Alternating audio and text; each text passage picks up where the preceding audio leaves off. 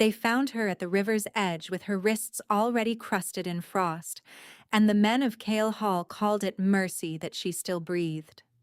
The seal was warm in her numb fingers when the patrol pulled her from the snow, though by every law of the North no relic forged for queens should warm in the hand of a girl with no pack and no name worth keeping. The captain who hauled her upright called her a thief before he had heard her speak a single word. The label that would follow her through every hall and courtyard of that long winter was already forming on his tongue, and within the hour it would be spoken by men who outranked him too.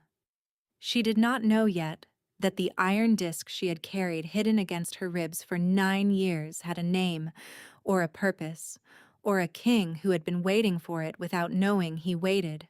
She only knew that before the next dark fell complete over Cale Hall, the men who spat that word at her would kneel in the very room where they first said it, and that the Winter King himself would be the one to put them there.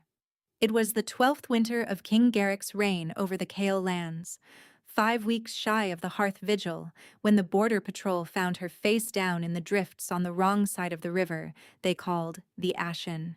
Her name was Etta, and she had been 9 years without a roof that was hers to claim. She had learned the border the way other children learned their letters, which crossings froze first, which thickets hid a hare, which ruins still had a corner out of the wind. She slept where the wind allowed it. She ate what the wastes gave up. She had stopped expecting either to be kind. The seal had come out of the ashes of Ashmere, the village that had stood on the Cale side of the river until the night it burned, when Etta was 15, and her mother pressed the iron disc into her hand and told her to run and not look back at the fire.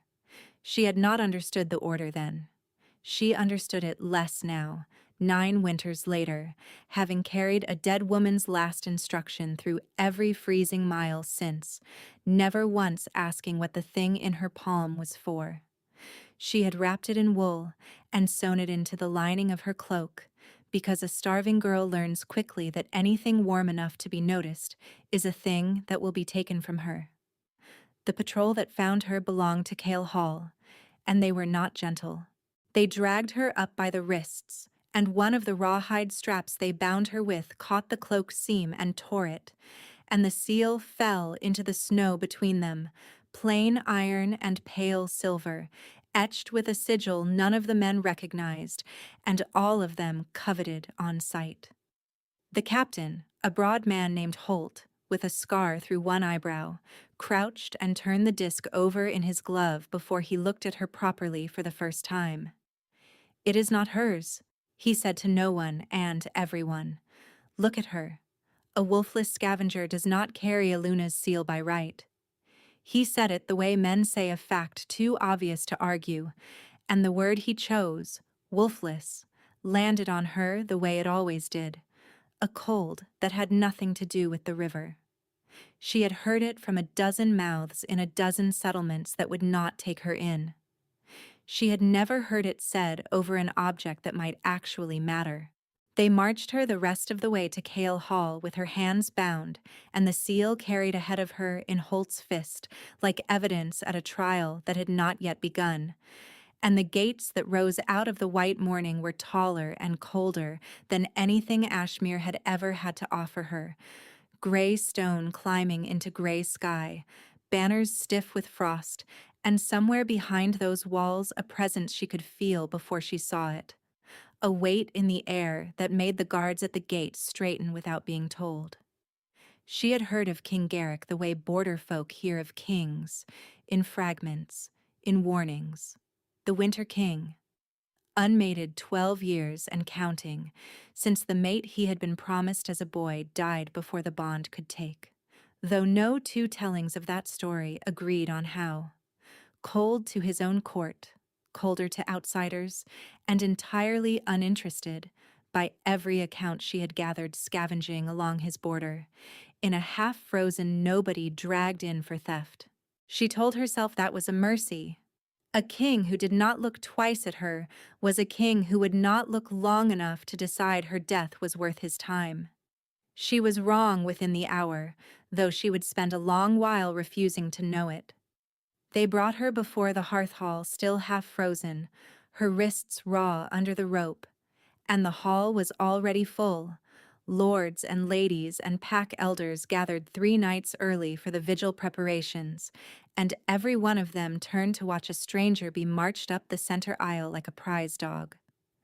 At the head of the hall, on a dais of black stone, sat the king. He was not what she had braced for. He did not loom the way the stories built him.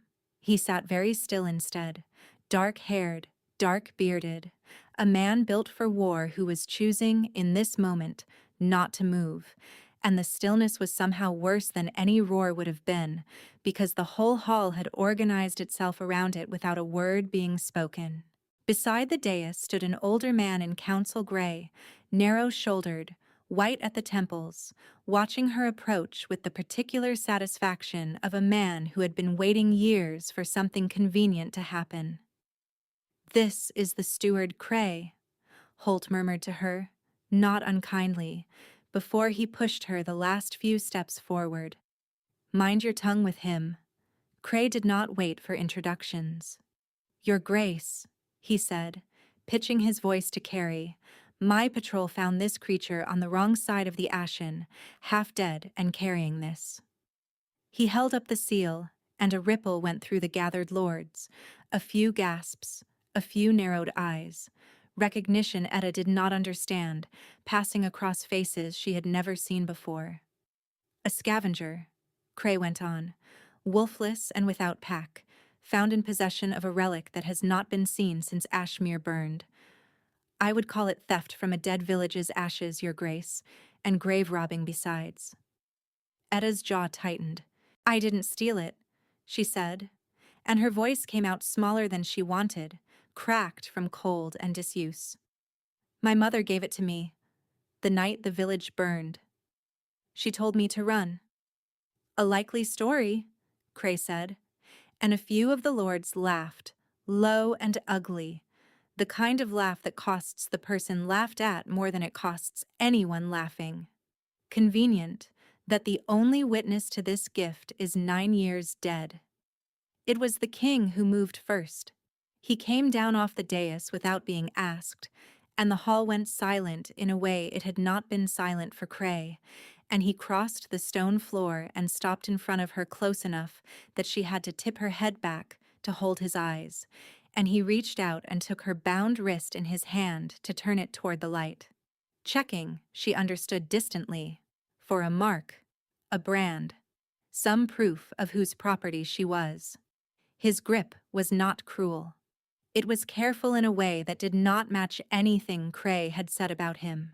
The moment his palm closed over her frozen skin, something went through her that had no business being there.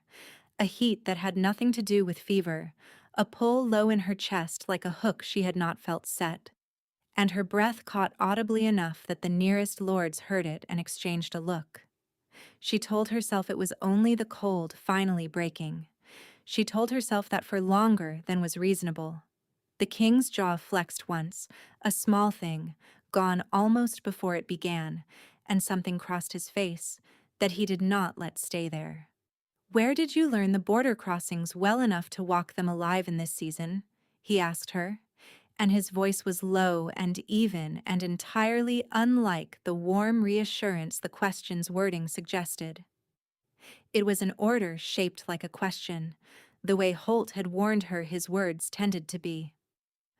"I've walked them 9 years, Your Grace," she said. "There isn't a crossing on this river. I don't know better than the men who guard it." A muscle in Cray's jaw tightened at that, though Etta did not know yet to notice it. The king released her wrist, and the absence of his hand felt colder than the rope had. "She is not to be harmed," he said, to the hall at large, to Holt specifically, to Cray most pointedly of all. "She will be held in the keep as a debt servant until the matter of the seal is settled." Nothing more. It was not mercy, she told herself, climbing the narrow stair to the servant's wing an hour later with a guard at her back. It was only a king who did not want a question of stolen relics settled carelessly. She held on to that explanation the way she had held onto the seal itself, wrapped tight, hidden from anyone who might take it from her and leave her with nothing at all. She did not yet understand that she had already given something away in that hall, in the half-second her breath caught under his hand, that no amount of careful explanation would ever let her take back. The keep's servant wing was warmer than any room she had slept in for 9 winters, and that alone nearly undid her composure more than the hall had. An old woman with flour on her apron and silver in her braid met her at the kitchen door, took one look at her blue lips and her shaking hands, and clucked her tongue like Etta was a half-drowned cat dragged in by the scruff. "Sit," the woman said, "before you fall down and make more work for me. I'm Ness. I keep this kitchen, and I keep my opinions about lords and ladies mostly to myself. But I'll tell you now, girl, anyone the king himself walks down off that dais for is not a thief in his eyes, whatever Cray wants the hall to believe." Etta sat because her legs would not hold her otherwise, and let the old woman press a bowl of something hot into her raw hands, and did not trust herself to answer. "You're cold clean through," Ness said, more gently. "Whoever you ran from, child, you're not running any more tonight." It was the first kind sentence anyone had spoken to her since her mother's last one, 9 years and a lifetime ago, and Etta found she could not eat for the tightness in her throat. And Ness, watching, did not press her, only refilled the bowl and set a blanket over her shoulders that smelled of wood smoke and bread, and let her sit in the warm kitchen until the shaking stopped. That night, alone in the small cell off the servants' stair where she was to sleep under guard, Etta took the seal from where she had hidden it again inside her sleeve and turned it over in the dark, the way she had 100 times before without ever feeling what she felt now. A faint, living warmth in the iron that had not been there in 9 years of cold nights, a warmth that had started. She was certain, though she did not want to be, the moment the king's hand had closed over her wrist in the hall. She told herself it was only her own blood finally returning to her fingers. She told herself a great many things, that first night in Cale Hall, and not one of them was true. The days that followed fell into a shape she had not had since Ashmere, work that began before dawn and ended after dark, scrubbing stone and hauling water and learning the keep's narrow back stairs well enough to navigate them blind. And through all of it she felt watched, in a way that had nothing to do with the guard posted outside her door at night. It was small things at first. A second blanket appeared on her cell's narrow cot the third night, though she had asked no one for it. The guard, who had been rough with her wrists on the march in, was reassigned to the eastern wall without explanation on the 4th day, and a quieter man took his place. When she was sent to carry firewood across the frozen courtyard and slipped on the ice, dropping half the load, it was not Cray's steward who barked at her to hurry. It was the king himself, crossing the yard on some errand of his own, who stopped, picked up the fallen logs without a word, and set them back into her arms before walking on as though nothing had happened. She watched his retreating back for longer than was wise. He did not have to do that, she thought. Kings did not stoop in courtyards for debt servants accused of theft. She filed it away with the blanket and the reassigned guard, 3 small facts that did not add up to anything she was willing to name, and went back to her work. Ness noticed her noticing. "He's not a man who explains himself," the old cook said one evening, not looking up from the bread she was kneading, "but he's also not a man who does things by accident. You'd do well to remember both." "I don't know what you mean," Etta said. Ness only smiled, the particular smile of someone who had served in this keep a long time and seen a great deal she chose not to repeat, and changed the subject to the morning's bread order, and Etta let her, grateful for the mercy of it. Cray was less merciful.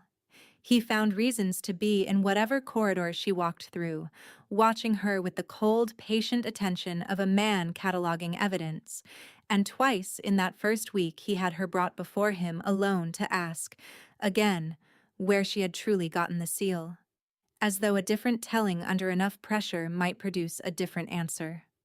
"It was my mother's," she told him both times, flat and unwavering. I've said it true every time you've asked. Ashmere kept no registry of who held what. Before it burned, Cray said the second time, almost to himself, his eyes on her in a way that made her skin crawl worse than any cold ever had. Convenient that. She did not understand then what made the absence of a registry convenient for him specifically, only that something in the way he said it carried more weight than the words alone explained, a man protecting something rather than merely investigating it. She filed that away too, beside the blanket and the firewood, 3 more facts gathering toward a shape she could not yet see. The crisis came 8 days into her servitude, on a morning when half the eastern wing woke retching and feverish, and word spread through the keep before the sun was fully up that the well serving the soldiers' barracks had been fouled, silverthorn root ground fine enough to pass unnoticed in water, a poison that did not kill outright, but burned through a wolf's healing the way nothing natural could, leaving fever and creeping paralysis in men too strong to be felled by anything else. The keep's healers worked through the morning and lost ground. Silverthorn paralysis required the poison drawn directly from the wound or the gut before it spread further, a task that meant bare hands in burning silver-laced fluid, blisters guaranteed, scarring likely, and not one of the trained healers would risk their own hands on a soldier they did not personally know. Etta had drawn silverthorn from wounds before. The border wastes were thick with the root, and travelers who crossed it carelessly came to her more than once over the years bleeding and burning, and she had learned, alone, with no one to teach her, exactly how deep to press and how long to hold before the poison let go. She did not ask permission. She pushed past a healer who told her to stay back and knelt beside the worst of the stricken men, a young guard barely past his first winter posting, and pressed her bare fingers into the wound at his side, where the well water had entered through a cut he had not even known was there, and held, while he screamed and thrashed, and 2 other men held him down, until the black threading beneath his skin slowed and stopped. Her hands blistered raw by the 3rd man. She kept going anyway, through the 4th and the 5th, because stopping meant a man dying who did not have to, and she had decided a long time ago, somewhere on the freezing border with no one watching, that she would rather pay a cost herself than watch someone else pay one she could have prevented. She did not know the king had come to stand in the barracks doorway until the 6th man was breathing easy, and she finally looked up. He was watching her with an expression she had not seen on him yet, something that was not the careful stillness of the hall, something raw at the edges before he caught it and smoothed it away. For half a second she thought she saw his hand twitch at his side, as though some part of him had meant to cross the room toward her and been stopped only by sheer will. "You should have called for him," the head healer said behind her, nodding at the king. "Not at me." "I called for whoever could hold the wound," Etta said, too tired to soften it, her hands shaking now that the work was done. "I didn't have time to be particular about rank." The king said nothing. He crossed the barracks floor instead, knelt beside her without ceremony, and took her burned hands in his own, turning them gently toward the light from the high window, and the touch sent the same hook through her chest that his grip on her wrist had sent in the hall, sharper this time, undeniable, and she heard her own breath catch again and hated herself a little for it. "These need binding," he said, low, and there was something in his voice that was not quite the flat command register she had grown used to from him. "I've had worse," she said. "Not on my floor, you haven't," he said, and for one unguarded instant something that might have been almost tenderness crossed his face before he caught it, stood, and stepped back, his voice returning to its careful, ruling king flatness before he had even finished straightening. "See that she's bound and fed," he told the healer. "She has done this. Keep a service today." He left without looking back at her again, though she felt the absence of his attention the way she had once felt the absence of fire, a cold returning where heat had briefly been, and she did not understand yet why that frightened her more than the Silverthorn ever had. If a story like hers has reached you this far, it likely already feels familiar in the bones. A woman the world decided was worth nothing. A king the world decided was made of ice clean through. Stay close. Neither of those decisions was going to hold. Word of the barracks reached Cray before the day was out, twisted in the telling until it sounded less like courage and more like proof. A wolfless scavenger with suspiciously deep knowledge of poisons no honest border wanderer should know so well. He said nothing of it to her directly. He only watched her more closely after, and began, though she did not yet know it, to write letters. The weeks that followed thinned the distance between them in ways neither of them spoke aloud. He took to walking the kitchen corridor at an hour when only Ness and Etta were awake to scrub the last of the evening's pots, and he never once announced a reason for it, only stood in the doorway some nights and watched the fire, or asked after the keep's stores, or said nothing at all. And Etta found herself listening for his step on the stair the way she had once listened for weather, an instinct she could not unlearn once it had taken root. One such night, with Ness gone to bed and the kitchen fire burned low, he sat across from her at the scrubbed work table without being invited, and for a long moment, neither of them said anything. "You walked into a poisoned barracks with your bare hands," he said finally. "You did not ask whether it was your place to." "It needed doing," she said. "I don't see how rank changes that." "It doesn't," he said. "Most who hold rank believe it does anyway."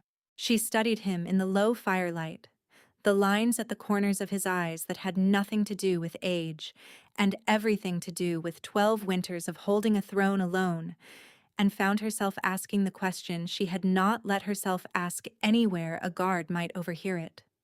"Why does it matter to you?" she said. "What becomes of a wolfless scavenger Cray wants gone?" Something shifted in his face, the same near tenderness she had seen in the barracks doorway, and for one breath she thought he might actually answer her honestly. "Careful," he said instead, low, almost rough. "Some questions are easier asked than lived with the answer to." "That isn't an answer." "No," he agreed, and the corner of his mouth moved, not quite a smile, gone before it could become one. "It isn't." He left soon after, and she sat alone at the table long after the fire had burned to embers, her pulse loud in her own ears, the seal warm against her ribs in a way that had stopped being explainable by cold or fever weeks ago and had become something she no longer tried to name, even to herself. It was Lady Voss who broke whatever fragile, undeclared thing had begun growing in that kitchen.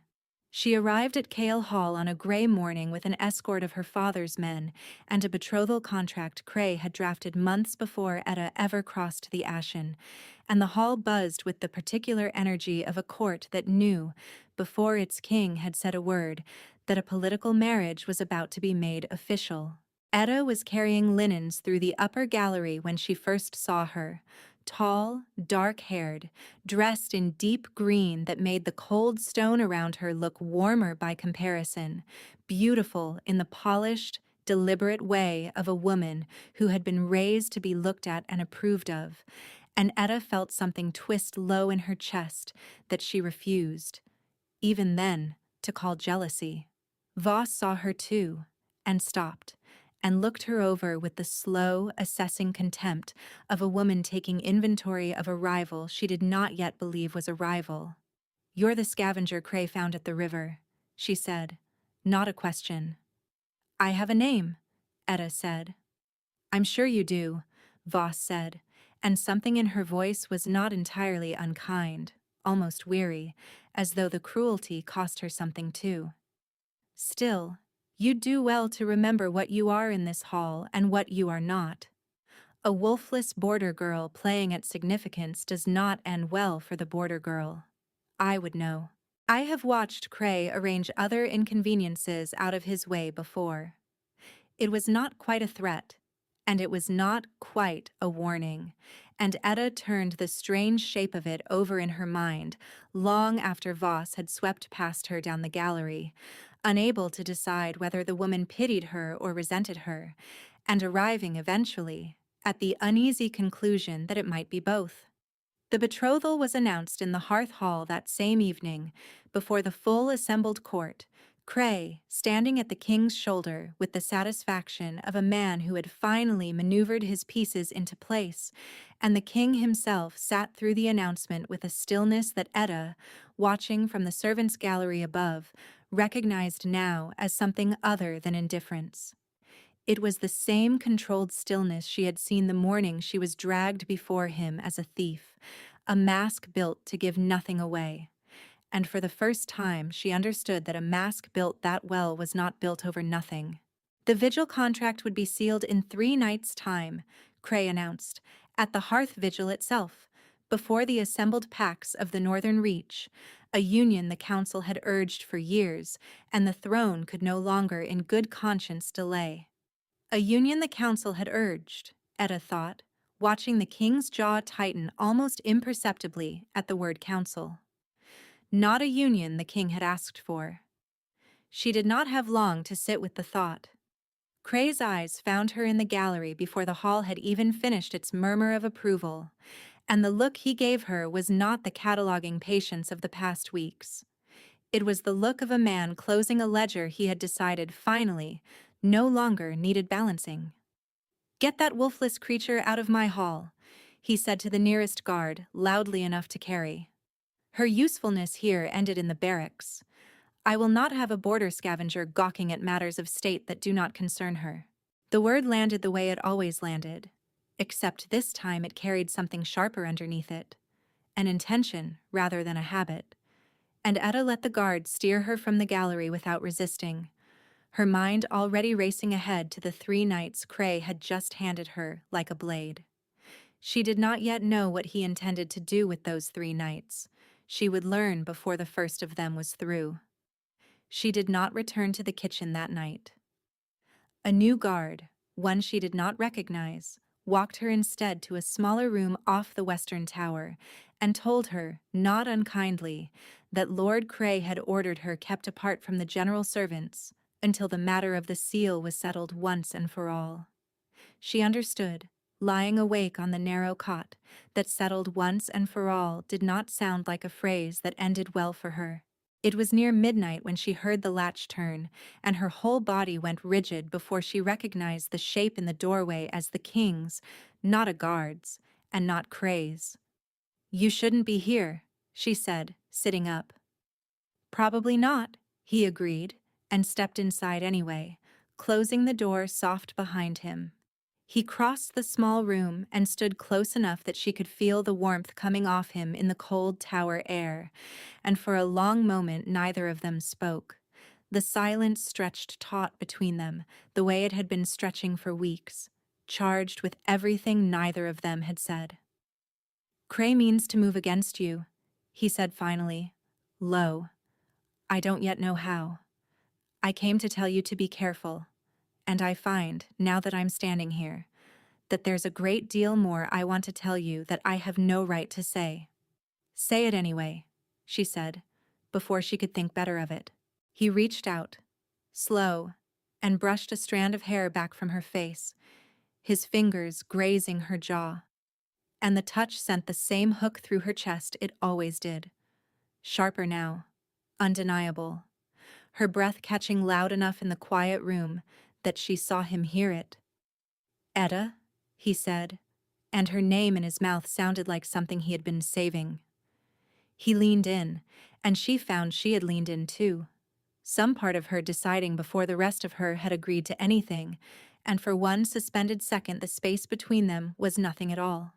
Then boots sounded on the tower stair outside, many of them, moving fast, and he pulled back half a step, his jaw tight, some terrible calculation crossing his face as he weighed what was coming against what he had almost done. "Whatever happens in the next few minutes," he said, fast and low, "do not fight them. I will not be able to stop it tonight. I promise you, I will not let it stand." The door burst open before she could ask him what he meant, and Cray stood in the frame with 4 guards behind him and Holt at the rear, looking like a man who had been given an order he did not agree with and was following it anyway. "Your Grace," Cray said, and there was real triumph in it now, barely restrained beneath the formal address. "I have proof this creature is no mere thief. My man saw the seal glow in her hand 3 nights past. Here, in this very tower, an old council mark no commoner's blood should wake. She is no scavenger. She is a threat to the succession itself, and I will not have the throne's legitimacy clouded by a wolfless border girl with delusions the council never sanctioned."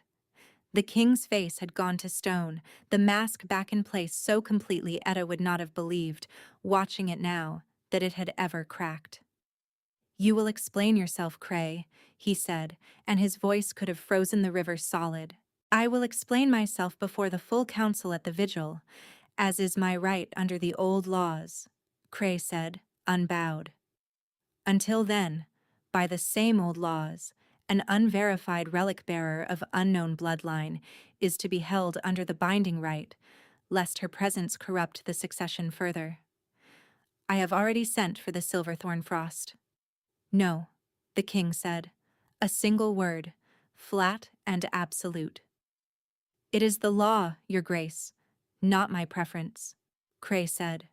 And for the first time Etta heard something underneath his satisfaction, an old grief disguised as principle, a wound of his own she did not yet understand, the same law that bound the false claimant after Ashmere burned. "The same law your father invoked. You, of all men, cannot set it aside now without question, not 3 nights before the vigil, not with the whole northern reach watching." The mention of Ashmere struck Etta like a blow she had not braced for, and she opened her mouth to ask what Cray meant by a false claimant, but the guards were already moving, and the king's hand closed once, hard, around her shoulder, not in restraint, in apology, before he stepped back and let them take her, his jaw a tight, furious line, his eyes promising her something she had no name for yet. They bound her wrists in manacles packed with shards of frozen silverthorn root, a binding that burned where it touched and spread its cold numbness up through her arms within minutes. The vulnerability lever Cray had clearly been holding in reserve for exactly this purpose, a binding that would, she understood with rising dread, suppress whatever the seal had begun to wake in her until there was nothing left in her to suppress. "Get this wolfless thief out of my sight before she poisons the succession further," Cray said to the guards, loud enough for the gathering hallway of half-dressed lords to hear, and the word landed for the 3rd time, the same word, the same contempt, except now it carried the full weight of a man about to win. They marched her through the dark keep and out past the gates, to a stone-holding cell built into the cliffs above the Ashen, the traditional site.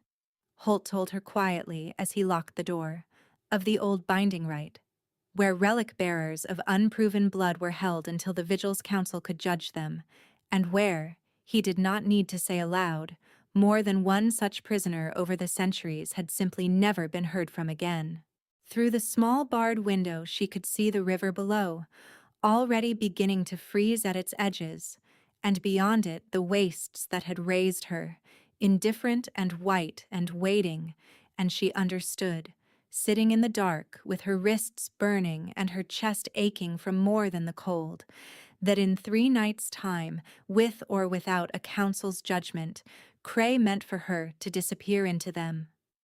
The 3 nights passed in the cliffside cell like a single unbroken hour of cold, the silverthorn binding eating steadily at whatever strength the king's touch had ever woken in her, and by the second dawn she could no longer feel her own fingers around the bars she gripped to stay upright.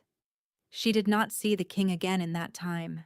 She told herself it was because Cray had made certain of it, and tried not to let herself wonder whether a promise made in a dark tower room had already been outweighed by the weight of a crown that answered to older laws than any king's wanting. On the morning of the vigil, Holt came for her alone, his face carved from something grimmer than duty. "The council convenes at dusk," he said, low, not meeting her eyes. "Lord Cray's order is that the relic-bearer be put beyond the border before then, so the question of your blood need never trouble the proceedings at all. I am to leave you past the ashen and report it done." She had no strength left to argue. He walked her out through a postern gate and down the frozen bank, the wind off the wastes already trying to take what little warmth she had left. And at the river's edge, with no one else in sight, he stopped, looked back once toward the keep, rising gray behind them, and pressed something cold and heavy into her bound hands before he turned to go. "I never agreed with this," he said. "Whatever you are, you did not deserve Cray's law. I am sorry, it is the only kindness I have left to give you." He left her with the seal warm against her ruined fingers and the river cracking under a sky already darkening toward the vigil's dusk, and for a long moment Etta simply knelt in the snow and let herself believe, fully, completely, that this was where her 9 years of walking had always been going to end. Then the seal flared. It was not the small private warmth she had grown used to. It blazed, sudden and white and furious, light enough to throw her own shadow long across the snow, light enough, she understood distantly, to be seen from the keep itself if anyone there happened to be looking toward the river at all. She thought of Holt's grim face. She thought of 9 years of being called nothing by every hall that had ever turned her away.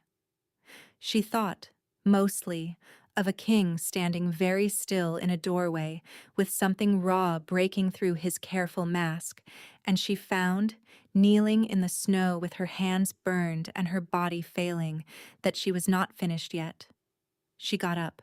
The ice on the ashen groaned under her weight as she forced herself across it rather than around it, the nearer path back toward the keep. Each step a negotiation with a river that wanted to take her, the seal blazing brighter the closer she drew to the walls rising out of the dusk ahead, until the light of it was the only warm thing left in the whole white world. 9 years she had carried that seal without a name for what it truly was. In the hearth hall, the betrothal rite was already underway, Cray standing at the dais with the contract in hand, and Lady Voss pale and silent beside the throne, when the high windows along the east wall lit suddenly white, a glow that had no business existing in a winter dusk, and the king came up off his seat before anyone else in the hall had even understood what they were looking at. He was through the great doors and out into the storm before Cray had finished saying his name. He found her on the ice not 50 strides from the bank, the river giving way beneath her at last, and he went into the breaking water without a single instant's hesitation, hauling her up out of the cracking dark and onto solid ground with a strength that owed nothing to careful kingship, and everything to something far older and far less controllable. And when he carried her back through the hearth hall's great doors a few minutes later, soaked through and frost-burned and utterly unconcerned with the picture he made before his own court, the entire hall fell into a silence deeper than any Cray had ever managed to command. He set her on her feet before the dais, steadying her when her legs would not quite hold, and took the seal from her ruined hands and pressed it, deliberate and unhurried, flat against her open palm before the full assembled council of the Northern Reach. The iron did not merely warm this time. It blazed gold and silver both, light pouring up her arm and across her face, and across the watching hall a murmur rose and broke as the old sigil resolved itself fully for the first time in a generation. The mark of the line that had ruled Chaol before Garrick's own father, the line the council had been told 12 years ago, had ended entirely in the fire at Ashmere. 43 sworn lords of the Northern Reach went to their knees in that hall before the night was through, the same hall that had called her a thief not 5 weeks past. The first to kneel was the king. He went down on one knee on the cold stone before her, before the throne that was his, before every pack lord and council elder and visiting alpha gathered for the vigil, and the hall held its breath as one creature. "She is mine," he said, and his voice did not shake. "She has been since the river." It landed in the stillness exactly as it was meant to, unelaborated, total. The kind of claim a man makes only once in his life and never needs to repeat. For a long moment, nothing in the hall moved at all. No breath, no shifting cloak, no creak of old stone. Only the seal's light slowly settling from a blaze into a steady glow against her palm, and the king kneeling before her with his head bowed in a way no border tale had ever once described him capable of. It was Cray who broke first, and not in the direction anyone expected. "This proves nothing," he said, too loud, too fast, the careful steward's composure finally cracking wide open. "A relic answering old blood proves only that the girl is a survivor of Ashmere. It does not prove the line was not already corrupted before the fire. It does not prove the woman who carried her was ever the true heir at all." "You would know, wouldn't you?" said a voice from the doorway, and Ness stood there, flowers still on her apron, having walked the length of the keep at her own pace and her own pleasure to arrive exactly when she was needed. "I was midwife at Ashmere 30 years ago," Cray, Ness said, into the listening hall. "I delivered the old queen's hidden daughter myself, the night you swore to the council that the royal line had died without issue. I have held my silence 3 decades because a frightened old woman with no proof and no rank does not survive accusing a steward of treason. I am done holding it." The hall's murmur turned to something colder and sharper as Ness laid it out plainly. The regency Cray had built on a lie. The raid on Ashmere he had ordered disguised as border reavers the moment word reached him that the hidden daughter had a daughter of her own, old enough to one day carry the seal back into the light. 3 decades of careful, patient treason, finally cracking open in a hall that had no choice left but to see it. Alpha Doran of the Reach, who had come to the vigil expecting only a tedious political betrothal and had spent the last several minutes in visible, open-mouthed disbelief, was the next to speak. "I came doubting a border scavenger could be anything but exactly what Cray claimed," he said, slow and grudging, "but I will not doubt a blazing seal and a king on his knee. The Reach stands behind the throne's true line, whatever that line turns out to be." He knelt as he said it, and the rest of the visiting alphas followed within the breath. And Etta, standing in the center of it all with the seal's light still warm against her palm, found she could not speak at all. What happened to Cray after that was settled quickly, and without the cruelty he had so freely measured out to others. The council he had served for 30 years stripped him of his steward's chain before the hall had finished kneeling, and the old binding law he had invoked against her, the law that put unproven blood beyond the border to let the wastes judge what the court could not, was read back to him in his own words by the king himself. He was given to the Ashen before midnight, the same crossing, the same cracking ice, the same wind that had nearly taken her, and the wastes that had spared a half-frozen girl with 9 years of knowing how to survive them did not extend the same mercy to a man who had only ever learned how to rule from inside warm walls. He did not return before the spring thaw, and no one in Cale Hall mourned the absence.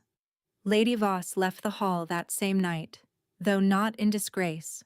Questioned gently by the king once the worst of the chaos had settled, she admitted, quiet and unflinching, that her father's debts to Cray's office had bound her to the betrothal years before she had any say in the matter, and that she had warned Etta in the gallery out of something closer to fellow feeling than cruelty. The king released her from the contract before dawn and saw her family's debts struck from the ledger besides, and she rode out of Cale lands a free woman, her dignity, unlike Cray's, fully intact. Etta remembered little of the rest of that night clearly, only warmth finally returning to her hands by a fire someone built up high, and Ness fussing over her burns with the same brisk, unsentimental care she had shown the first night Etta arrived half-frozen and nameless, and the king sitting beside her through all of it, saying little, simply present. His hand finding hers whenever the fire's heat made the silverthorns burn flare again. Word of the hearth vigil traveled down every border crossing before the spring thaw reached the Ashen, carried by trader and patrol, and the kind of story that grows truer in the telling rather than less.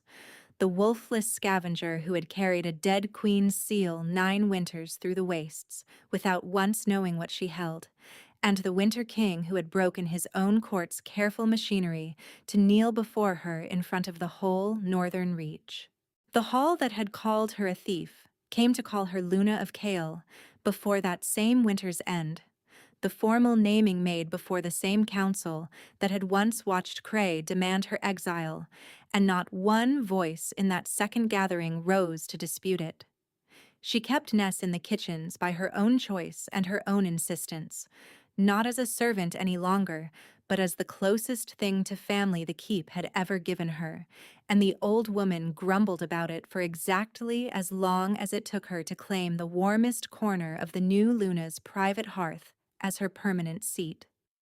On a clear morning some weeks later, with the worst of the winter finally loosening its grip on the river, Etta walked down to the bank where the patrol had first found her, the seal no longer hidden in any cloak's lining, but worn openly now at her throat, on a chain the king's own smith had forged. Warm against her skin, the way it had never once been warm in 9 years of frozen nights before this one. The ice at the crossing had begun to thin at last, the dark water showing through in patches where it had been solid white only weeks before, and she stood there a long while, watching the river that had nearly killed her run free again, the seal steady and warm where a stranger's careless hand had once torn it loose into the snow. She did not look like a woman the world had ever called nothing, standing there. She looked, simply, like a woman finally home.